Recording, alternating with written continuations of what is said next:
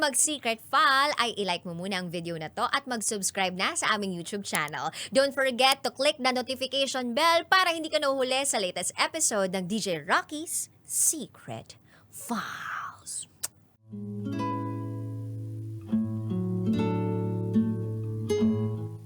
And now, it's time for DJ Raqi's Secret Files with Gelo.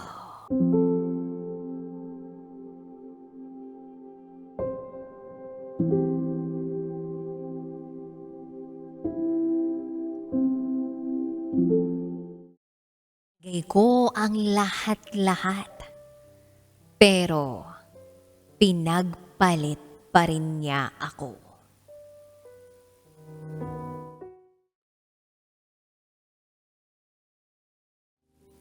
Hi DJ Raqi and DJ Gelo. I've been a fan ng programa ninyo. And I love listening to your stories. Gustong-gusto ko sana i-share ang storya ko.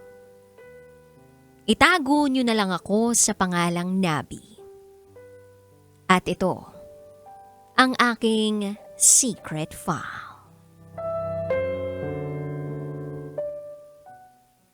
When I was in grade 10, meron akong super crush. Itago natin siya sa pangalang John. Si John ang ultimate crush ko nung high school. Dahil sobrang bait niya sa paningin ko. Na-stop lang ang pagka-crush ko sa kanya noong nag-start naman akong pumasok sa senior high. Because I had my fair share of mutual understandings with another guy. And si John naman, nagkaroon na rin ng girlfriend. So as we moved forward by year 2019, nawala yung naging ka-MU ko noong senior high school because he cheated with another girl. Noong 2019 din, naging close ko uli si John. Pero may girlfriend pa rin siya that time. Still, close na close pa rin kami. At komportable kami to the point na nami-misunderstood na kami ng girlfriend niya. But for some time, naghiwalay sila dahil nag-cheat yung girlfriend niya with her ex. Kaya for revenge, nakipag-cheat din si John sa ibang babae. But just to be clear, hindi po ako ang rason na naging breakup nila. Fast forward to year 2020. Close pa rin kami ni John. Noong nagka-pandemya, I was staying sa house ng BFF ko dahil sa quarantine. At pinsan ni John itong BFF kong to. In short, naging malapit kami lalo due to the pandemic. Kung saan hindi ako makauwi sa amin dahil wala akong quarantine pass. Eventually, tinanong niya ako if pwede raw bang maging kami. Binigyan ko siya ng chance at naging kami for about 2 months. Nakipag-break siya sa akin dahil ang gusto niya raw ay yung parang mag-asawa na ang turingan. Yung tipong kahit hindi mag-usap okay lang. And then after that, nagkakausap pa rin kami. And I changed my way for him para magustuhan niya ako. Because that time I thought na ako ang may mali sa relationship namin. Then year 2021, we decided na magbalikan. Kasi we were okay naman. Sinubukan namin for the second time. And we lasted for 7 months. Yung relasyon namin was so okay because nag-adjust ako sa everything na gusto niya. To the point na hindi ko naisip na masyado na akong maraming binibigay from myself to him. That I'm already losing myself in the process. Pagkatapos ng breakup namin, sobrang devastated ako. I was in 4th year college, graduating student finishing my thesis. Na napabayaan ko yung pag-aaral ko. At muntik na akong hindi makagraduate. Working student din kasi ako that time dahil hindi ako financially stable. At hindi kayang suportahan ng parents ko ang pag-aaral ko. During that time, wala akong mapagsabihan about sa mga nangyayari sa buhay ko, DJ Raqi and DJ Gelo. About kung gaano ako ka-burnt out sa lahat ng bagay. With that, kinausap ko yung dati kong ka-MU noong nasa senior high pa lang ako. To seek some company. Kailangan ko lang talaga ng kausap. Nagkausap kami using my other FB account. Pero never pa kaming nagkita sa personal. But after some time, I also stopped talking to him. Then eto na naman. Kausap ko na naman uli si John. Because I wanted to work things out with him. Ang problema lang, may nakakausap na siyang iba. Ako naman tong si tanga, hinahayaan lang ang lahat. I had a situationship with John. Walang label, walang commitment, pero ako itong laging committed para sa kanya. Iniisip na ibabalik niya rin sa akin yung klase ng commitment na ibinibigay ko sa kanya. During this time, ginagamit niya ako however he wanted.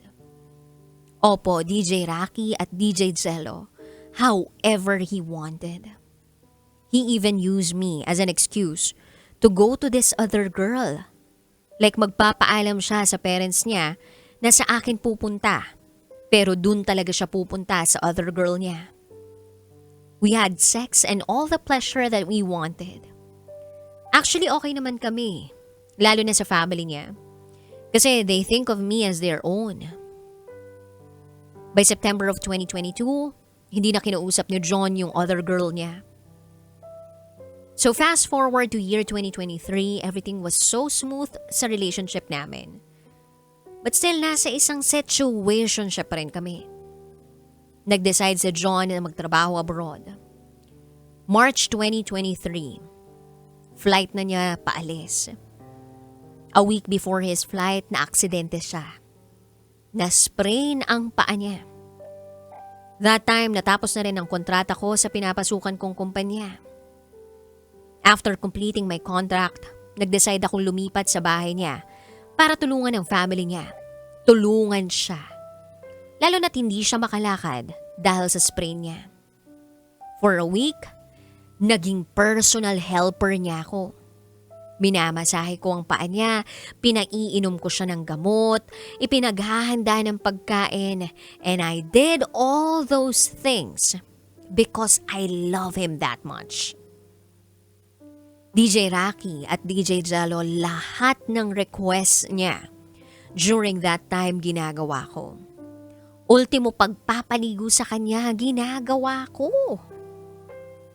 So anyway, with that, nakalakad naman na siya uli. Natuloy yung pag-alis niya ng Pilipinas. And during the first months ng long-distance relationship namin, okay naman, buo ang tiwala ko sa kanya. Not until July 2023. Noong minsang magka-video call kami, naka-share screen siya. Pinapakita niya yung nilalaro niyang game. At habang naglalaro siya, parang nakalimutan niya na i-on yung do not disturb na feature sa phone niya. Kaya may tumatawag na isang phone number sa WhatsApp account niya. At yung number na yun ay galing sa Pilipinas. I treated it as a joke.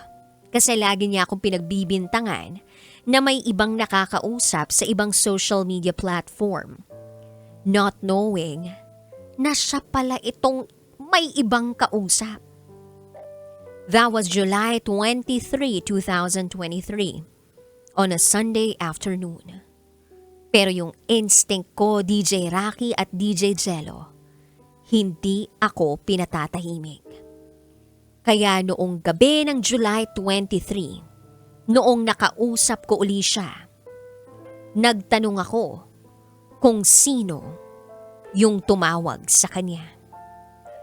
I had no idea na yun pala ang simula ng malaking pagbabago sa relasyon namin ni John. Ayaw umamin ni John. Pero napilit ko siyang mag-share screen kung ano ang laman ng WhatsApp niya. At doon ko nalaman na nakakausap pa rin niya si ate girl na akala ko ay hindi na niya nakakausap since September 2022. Magkausap na pala uli sila. April 2023 pa lang. Hanggang sa nalaman ko by July. DJ Raqi at DJ Gelo, I felt so betrayed. Kasi I gave my all to John.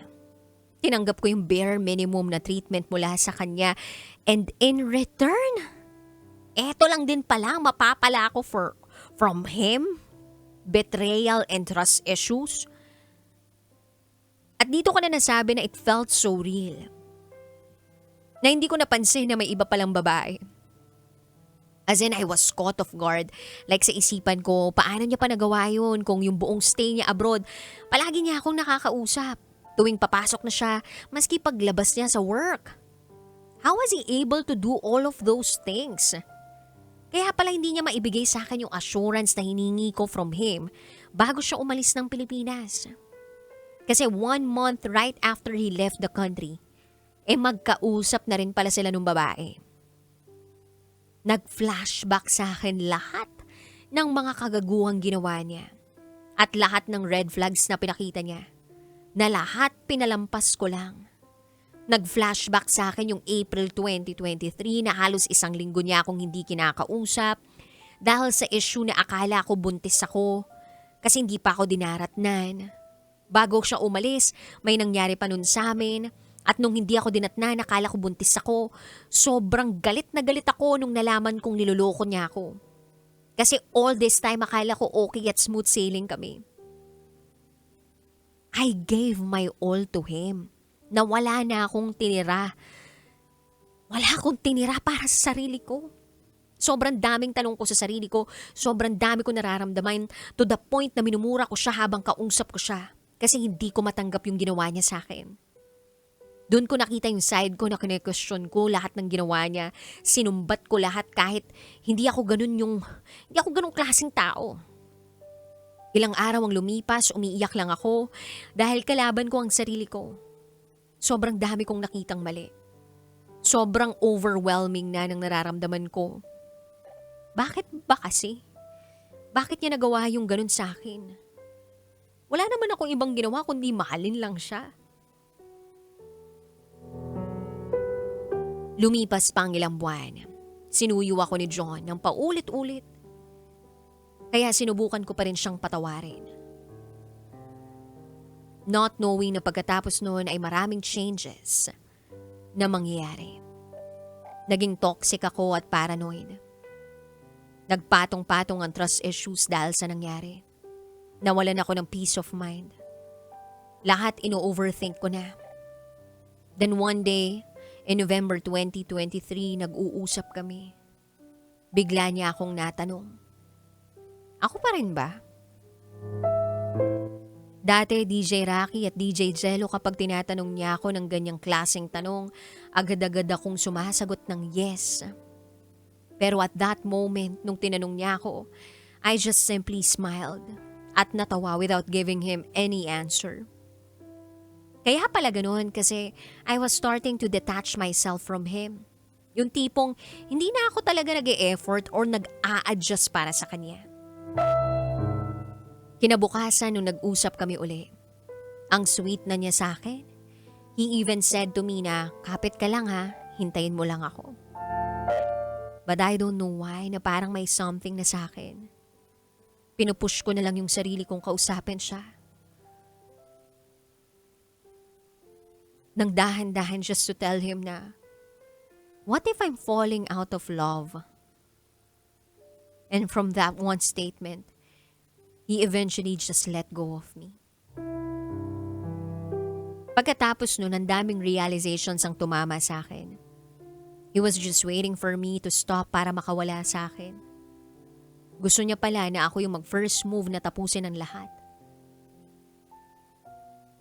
Pero it did not stop there.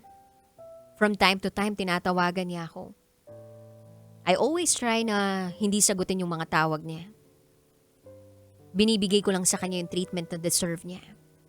I took my time pero aminado ako na ini-stalk ko pa rin yung accounts niya. Hanggang sa publicly in-announce niyang may bago na siyang girlfriend. From that moment, binlock ko siya sa lahat ng social media accounts ko. Na-feel ko na unfair yung treatment na ganun. Publicly niyang in-announce yung relasyon niya with his new girl samantalang kami, never niyang ginawa sa akin yun. I cried because I was there. I was the only one who loved him deeply. But John never did that to me. Never niya akong pinost. Walang nakakaalam na naging kami aside sa mga kamag-anak namin. So I started to move on. Mag-focus sa career ko. Natulungan ako ng SB19 to cope up with the pain from this heartbreak. Naging busy ako sa ibang bagay. Nangako ako sa sarili ko na I will never settle again with that kind of relationship that I had with John. Never again. And fast forward to this year, nag-decide akong i-unblock si John. Napatawad ko naman na siya sa lahat. I treated this as a closure for myself. Para mapalaya ko yung sarili ko from all the hatred na kinikimkim ko towards him. Because at some point, we were more than strangers. Hanggang sa nitong March 2025, nag-friend request siya sa akin. Na-shock ako kasi never kong inimagine na mag-friend request siya. So ang ginawa ko, I ignored his friend request. And I decided not to associate myself again with someone na may history na ng pananakit sa akin. Believe it or not, ako lang pala yung nagpaganda sa naging relasyon namin dati. Like sobrang gwapo niya sa paningin ko and everything. Pero after kong makapag-move forward, I just realized how dirty and bullshit he treated me before. Right now, DJ Raqi and DJ Gelo, I am doing great with my life. Pursuing my career and still healing from everything. Nagpapasalamat ako kasi nakawala na ako sa sitwasyon na dapat pala matagal ko nang inalisan. It took me 4 years to realize that he was draining my energy. Our chapter was long finished and I already chose to close it. Masaya na ako sa buhay ko ngayon. And to everyone who experienced unfair treatment from their partners, please, please, please, please, get out of it. Love yourself more. At hintayin ang perfect timing. DJ Raqi and DJ Gelo, thank you so much for reading my story. Pasensya na rin kung napahaba ang kwento ko. Hanggang dito na lang. Muli, ako si Nabby. At ito, ang aking secret file.